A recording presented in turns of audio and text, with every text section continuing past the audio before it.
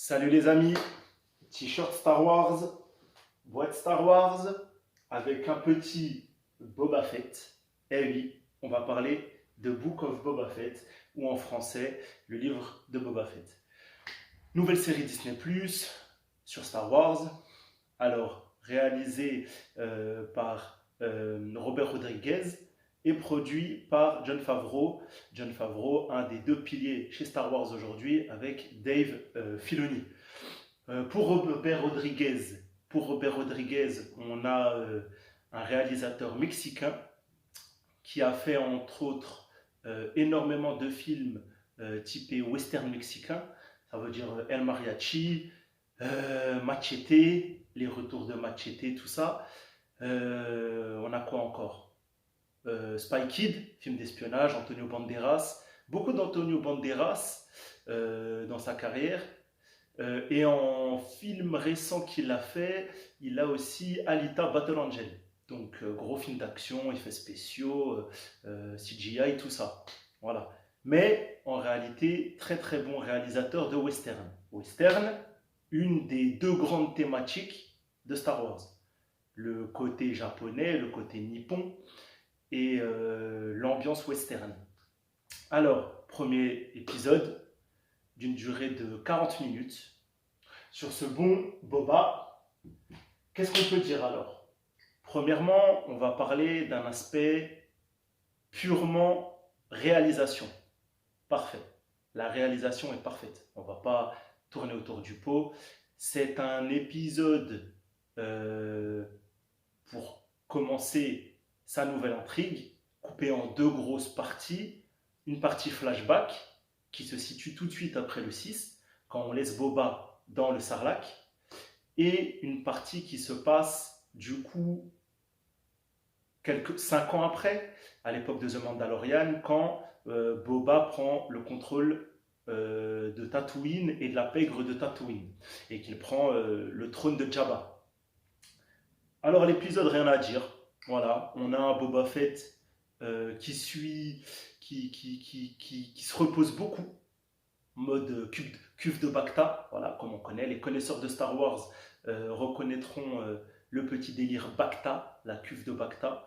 Et le problème, c'est que pendant ces soins, il le dit à Fennec, il le dit aussi à nous-mêmes à travers ce dialogue, il fait beaucoup de cauchemars.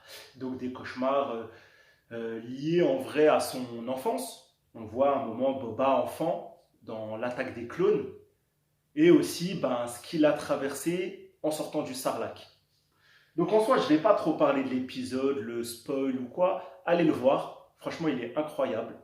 Euh, Comme j'ai dit, c'est du Robert Rodriguez.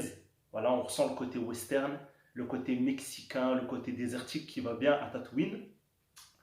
L'action est bonne, les décors sont beaux, l'ambiance Star Wars est respectée, et c'est le grand point fort de Star Wars en fait, de Star Wars en série. The Mandalorian et Book of Boba Fett, pour l'instant, sont des séries d'ambiance parfaites.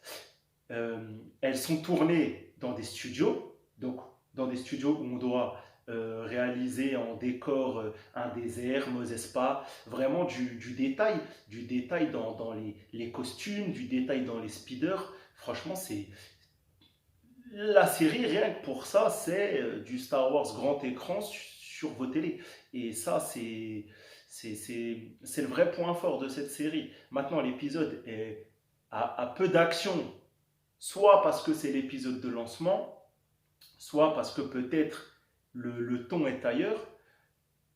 Mais en tout cas, en ce qui concerne l'ambiance Star Wars, vous mettez à n'importe quel moment du film, sans savoir qu'il y a Book of Boba Fett de l'épisode, je veux dire, vous mettez n'importe quel épisode, vous savez que vous êtes dans un Star Wars.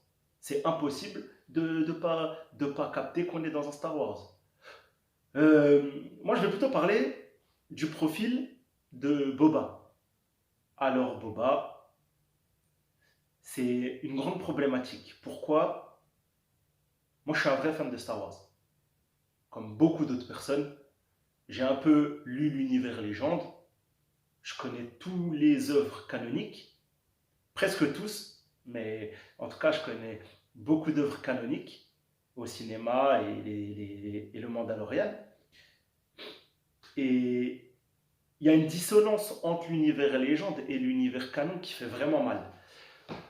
Dans l'univers légende, on a un Boba Fett très violent, connu, réputé et avec une notoriété qui dépasse les limites de Tatooine. Quand on entend Vador dans l'Empire contre-attaque lui dire pas de désintégration, on a le sentiment que le mec il désintègre à tout va, il est connu pour ça. Si vous lisez un peu les comics, Boba il est connu. Il y a une série de comics qui est canon, celle-ci, qui s'appelle War of Bounty Hunter, qui est une référence au jeu sur Jango Fett, Bounty Hunter, où le mec, bref, il va à la recherche de Solo dans la carbonite, voilà. Le mec est connu, le mec est craint, le mec fait tomber des mafias sur Narshada, le gars a même dans un comics Legend affronté Vador, il y a eu un 50-50. Et les gars se sont dit, bon, ce combat va nous faire du mal. On a vraiment un Boba Fett qui fait peur, qui est connu, un Boba Fett, voilà, ce charisme-là, il est connu dans toute la galaxie. Je veux dire, sinon, ce personnage, en 2 films de la trilogie avec des petites apparitions, n'aurait pas marqué les décennies. Voilà. Et la série, elle a fait un parti pris. Un parti pris d'avoir un Boba Fett peu connu. Dans le Mandalorian, personne ne le connaît. Alors, personne ne le reconnaît, même pas... comment s'appelle-t-elle? La sœur de la duchesse Satine, Bo-Katan. Bo-Katan, chef des Night Hall, la résistance de Mandalore, l'héritière du trône. Quand elle voit Boba Fett dans l'épisode 7 ou 8 de la saison 2 du Mandalorian, elle lui dit, ouais, t'es qui toi? T'es un simple clone, ferme-la. Ben non, mais non. Non, Boba Fett, il désintègre à tout va. C'est pas normal. Il doit être connu. Normalement, les gens ils disent pas. L'armure, l'armure, elle est parlante. Sa répute, elle est parlante. Le mec, il a été avec Aura Singh. Le gars a été avec c'est le fils de Jango Fett, le premier clone. Alors, d'accord, oui, c'est un clone, tout ça, mais il a des faits d'armes qui ne peuvent pas être niés. Et c'est impossible que dans la galaxie, on ne sache pas c'est qui. Et ça m'embête. Ça m'embête que dans la série, la meuf de la taverne, comment ils appellent ça? Le resto, le petit bar, l'endroit qu'on découvre dans Book of Boba Fett, là où il va se faire connaître. Alors, bon, tu vois un Mandalorien qui arrive avec une armure verte et tout. Bon, au début, tu t'interroges, tu dis, est-ce que vous ne seriez pas Boba Fett? Il faut des phrases où Boba Fett, on laisse sous-entendre qu'au moins son nom, il a traversé les limites des planètes. Et là, non. Donc, on a vraiment un Boba Fett méconnu par les habitants des différents mondes dans lesquels on va. Même Mando, il ne le connaît pas. Alors, Mando, peut-être. Ou Fennec, quand elle le rencontre, c'est aussi une rencontre... Il y a un problème. Il y a un problème avec ça. Alors, les séries Star Wars, j'ai l'impression qu'elles ont beaucoup ce problème. Parce qu'également, si vous avez vu le final de la saison 2 de The Mandalorian, attention, spoiler, je vous laisse 3 secondes. 1, 2, 3. Il y a Luke Skywalker. Les mecs qui sont là, Mando, il y a qui avec lui à ce moment-là? En tout cas, l'équipe qui se tape contre Mos Gideon et les Dark Troopers, Cara Dune et tout ça.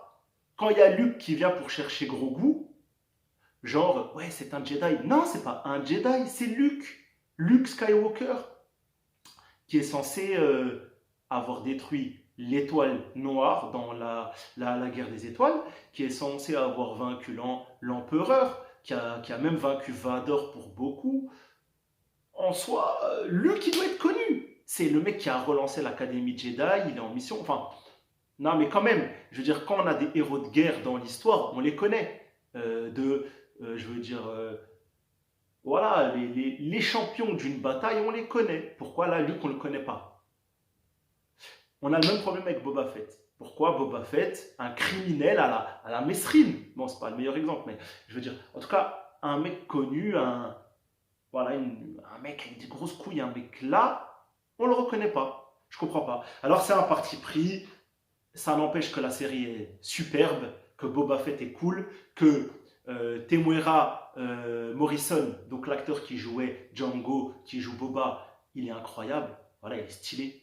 Euh, Son jeu d'acteur, son acting, plus euh, la qualité de mise en scène de Rodriguez fait que voilà, il y a des moments grave cool. Euh, la série est voilà, c'est 9 sur 10. Rien à dire à part ces partis pris faits par Disney qui sont incompréhensibles pour des vrais fans de la licence. Mais ça, c'est une histoire d'appréciation. Toi ou vous, peut-être, quand vous allez regarder l'épisode, si vous êtes moins fan que moi ou moins sur les détails que moi, ça va vous passer. Mais c'est pas normal. Là, pour moi, là, on a quatre mecs. On a quatre mecs normalement. Chewie Solo, Boba et Lando, qui sont connus dans toute la galaxie. Alors oui, Fennec, pas obligé qu'elle soit connue. Je sais pas, certains officiers. Voilà, il y a des mecs. Je veux pas que tout le monde soit connu. Mais là, ça fait deux Disney. Là, ça fait deux bavures. Boba, il n'est pas connu. Et Luke, il n'est pas connu. Alors, encore une fois, ça n'a rien enlevé à la splendeur de l'œuvre. Je veux dire, Luke, j'ai eu les larmes aux yeux. Boba, je kiffe le voir en armure. Je kiffe ses scènes d'action. Même si dans l'épisode 1, elle est courte. Il se fait marave tout l'épisode, il est faible, il fait des cauchemars, il a besoin de la cuve de Bacta pour se remettre des fluides acides du Sarlac. Euh, mais j'aimerais au moins qu'il soit connu par voilà, les grosses têtes, les gens. Il a été chasseur de primes de Jabba, au moins sur Tatooine. Au moins sur Tatooine, personne n'a le droit de ne pas connaître Boba. La meuf, elle aurait dû dire, ah, vous êtes Boba Fett? Oui, je remplace maintenant Jabba le Hutt ou Big Fortuna. Voilà. Ok, d'accord, très bien. Asseyez-vous là. Voilà. Je veux pas qu'elle sache que c'est le daimyo, le patron de la mafia. Je veux que les gens reconnaissent à la description ou à la vue Boba Fett. Voilà. Bon, en tout cas, je vais m'arrêter là. C'était le premier coup de gueule, mais qui va de pair avec un sentiment comment dire, un sentiment de satisfaction sur cet épisode. Euh, Hâte de voir le deuxième. Pour une première vidéo, faites-moi vos retours, dites-moi ce que vous en avez pensé. Abonnez-vous, likez. Bon, on n'en est pas là. Regardez déjà la vidéo, que j'ai quelques vues, histoire de voir si ça prend forme, tout ça. Et voilà, si ça vous plaît. Et écoutez, à la semaine prochaine pour l'épisode 2. Ciao les beaux gosses.